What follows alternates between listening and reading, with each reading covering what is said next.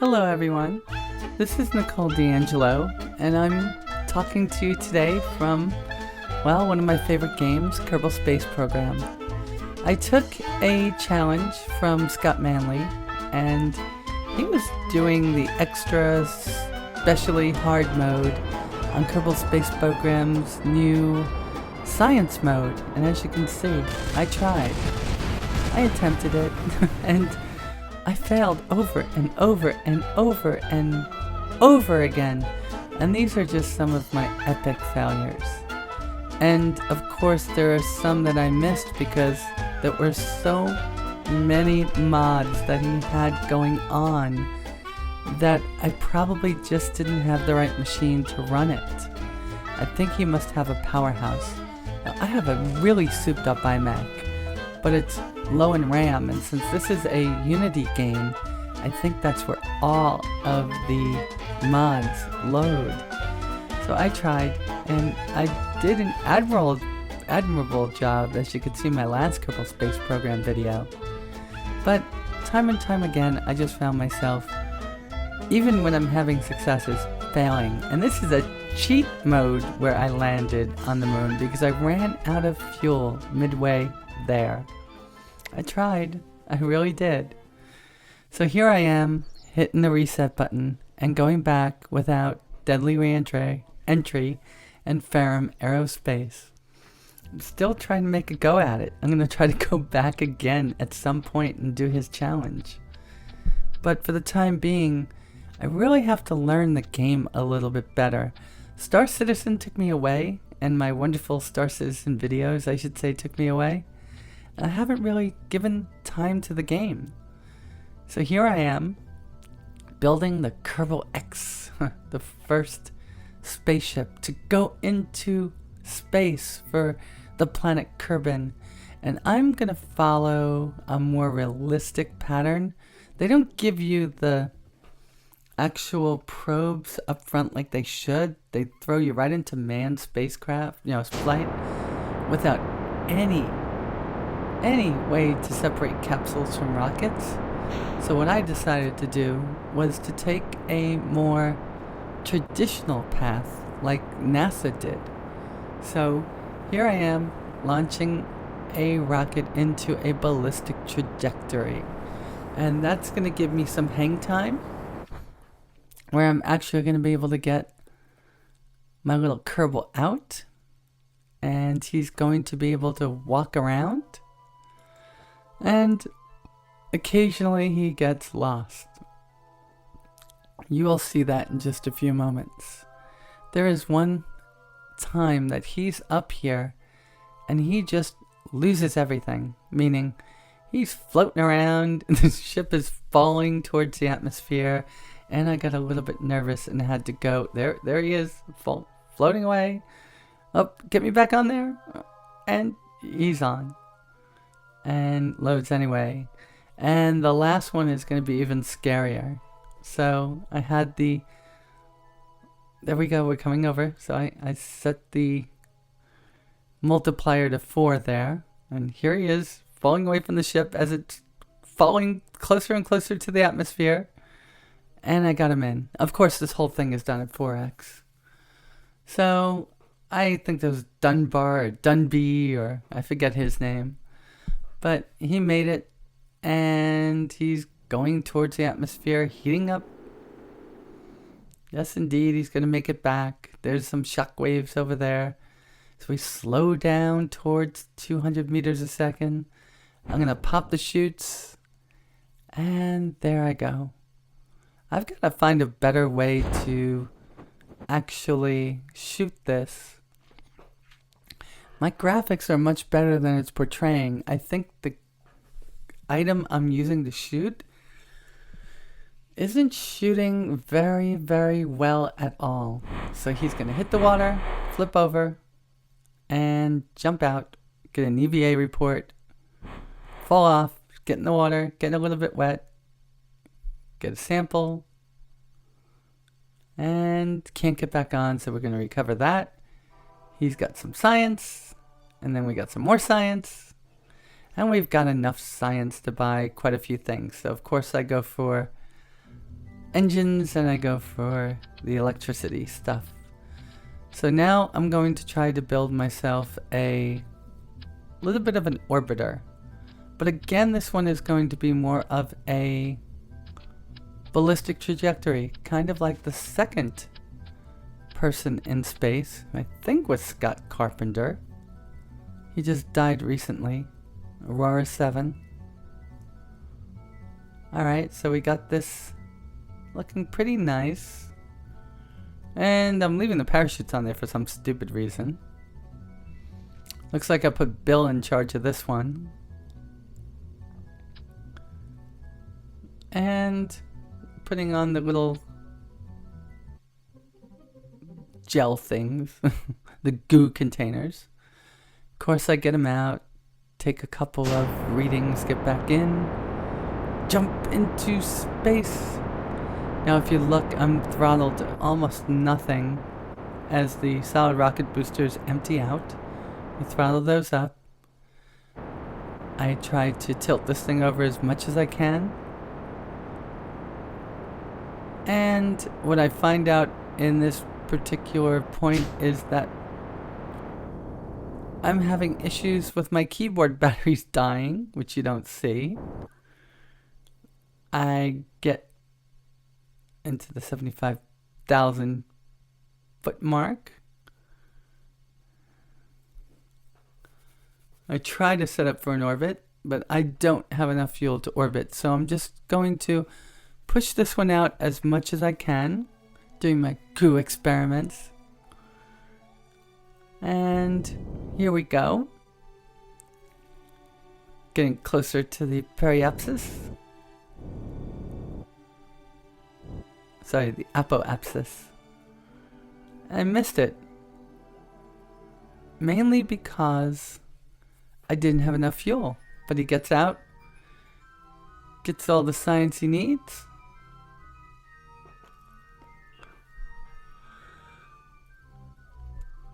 And we're just waiting. This is definitely still at 4x. I kick it over. And shoot for the moon. I think that's pretty cool when you get rid of the service module. You know, I bought this game for my son and he's never played it more than once or twice with me.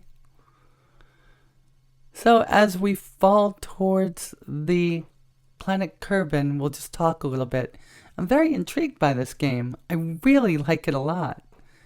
But when you start getting into things that Scott Manley does, I think you have to have a lot more hours playing this game than I do. So I'm going to pop my chute in just a few seconds. Well, a few seconds in this case. It took forever when I played it through. So I drop below 200 and I find out, bang, I got the one chute open. I fall towards the majestic sea just off the shore of the enemy. I think this is the continent where the other Kerbal spaceport is.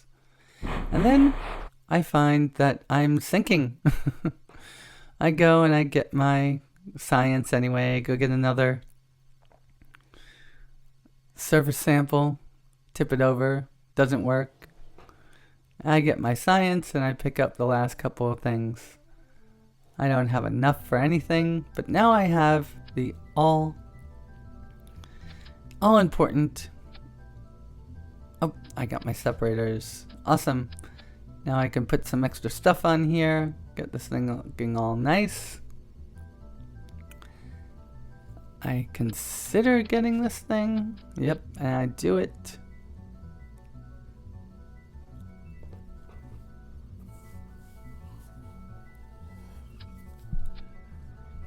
And I think I decide to put that on there mainly because I'm deciding to send this one into orbit. But I think early on I said, you know what? I want all of my parts to be reusable. Didn't last for long. Here I go with the bigger boosters. And even though I don't need it, I put the fairings on the top, or I should say the caps. And we're going to go launch it. Kind of wobbly. Almost no fuel at all. Keeping the throttle very low until I separate those two boosters. They're going to get me up until about 6,000 or 7,000. Oh, good. I'm going to kick this thing over. If it kills me. Getting my science.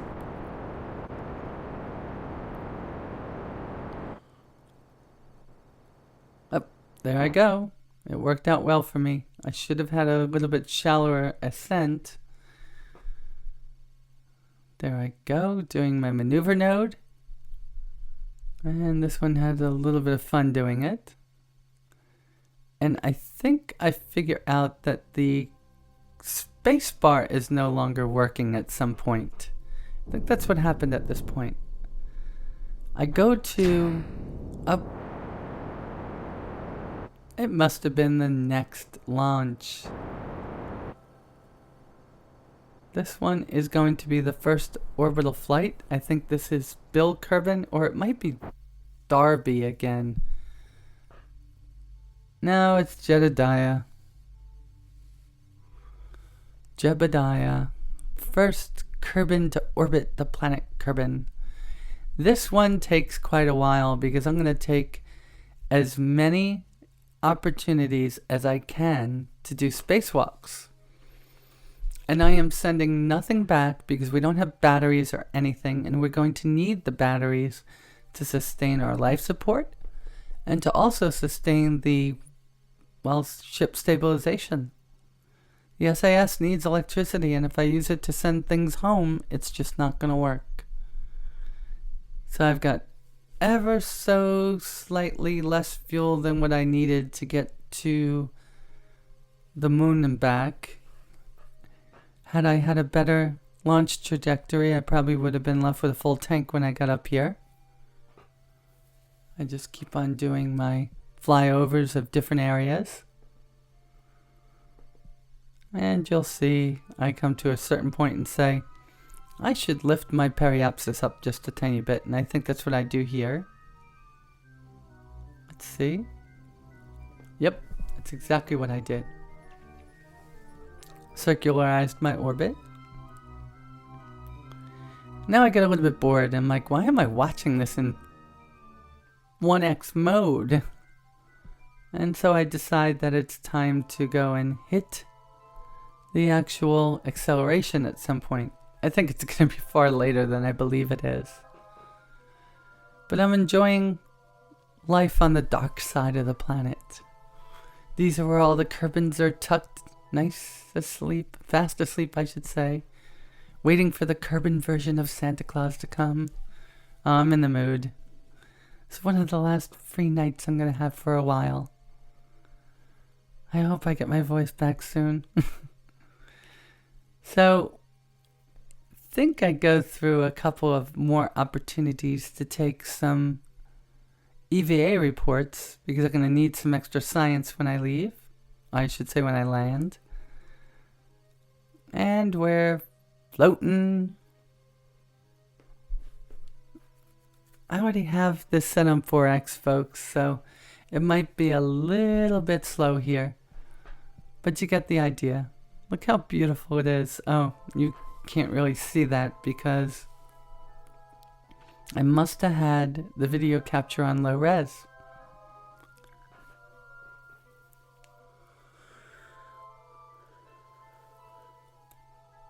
Alright, so I think this is where I get annoyed. Yeah, I am lifting it up any second now. You know, folks, I think this might have been an opportunity that I went to the bathroom and said, let me leave it here. Oh, there I go. Time warping. I got us into the daylight area.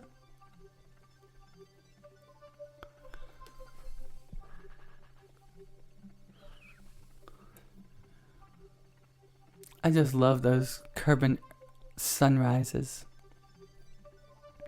It always looks so pretty.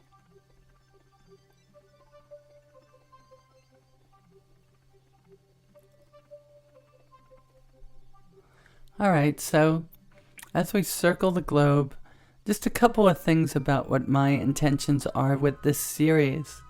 I am going to try to incorporate some of the mods into it, like Kethane, I think I'm going to put the B9 aerospace parts in, but I'm going to have to upgrade my computer to 16 gigs of RAM. I want the K&W spaceship parts. I definitely have the Navy Fish docking assistant, docking alignment tool. I think that's all I'm going to use. I want this to be pretty much mostly a stock challenge with a few extra parts. How could the B9 parts not be stock now that that wonderful person works for Squad working on the game now, though? Oh, we're coming over the crater with the island in the center that has absolutely nothing on it if you land on it, which is kind of weird. That would be a perfect opportunity to have an Easter egg of, like, I don't know, maybe Dr. Evil's lair, you know, something fun. And I get the idea of starting to do some more, you know, EVA reports. I'm going to do this one, and then I'm probably going to speed up again and go and hit the actual deserts. Then I'm going to use the precious last few ounces of fuel to get me back onto dry land. Well, who am I kidding? I missed dry land by a whole continent, and I land in the water. Oh, here we go. Oh, we got it. Alright, so we are going to hit the coast, probably get one last item of science here, and then we're going to go through the process of landing this ship. So in the next episode, what I'm most likely going to do is try to build something that's going to get me from here to orbit around the moon. Normally what I would try to do if I was doing this on my own and I was playing in sandbox mode is to make the second, third, and fourth flights just orbital flights to just get a hang of the systems. And then I'd build a low carbon orbit space station and use it for refueling for trips to the moon, Duna, Jewel, Eve. I don't actually do that in this one though. So I did have 2 flights after the 3 you're going to see today. And I started having graphical glitches and keyboard lockups and all sorts of things. So I did have, after this one, I loaded the nighttime sky effects, the city lights and stuff. And I was starting to get a really bunch of very bad graphical glitches.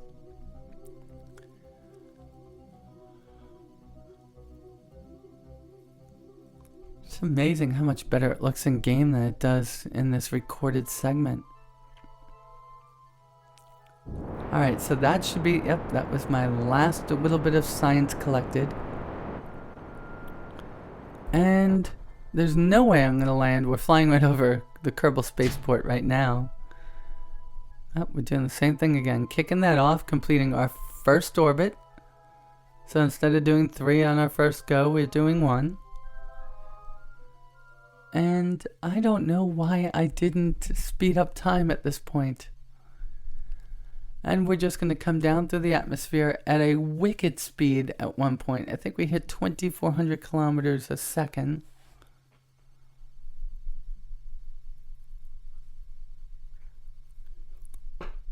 Being that we're landing at nighttime, I'm sure people saw the streaking fireball for hundreds or maybe thousands of miles around us. There we go.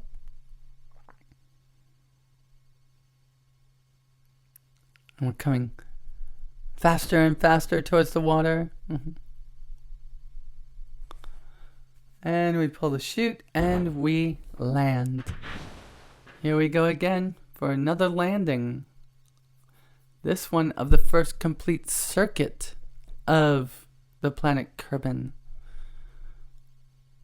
Orbiting is pretty boring if you ask me, but it's part of the game, and we now have 86 science. I'll hire all the astronauts just in case we start killing some. And I think I should go with the batteries on the bottom. But that doesn't look like it's going to be what I did.